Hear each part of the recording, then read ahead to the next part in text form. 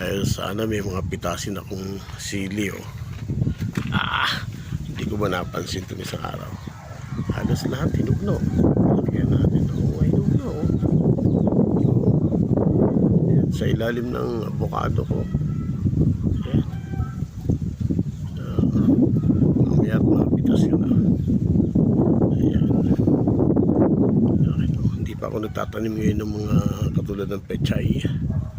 Biglang ulan, nasisira ang halaman. Yan yung mga tapon kong papaya. Namunga na rin. Ayan po. Mamaya mapitas ko na itong sili. At medyo mainit na. Okay. Ayan.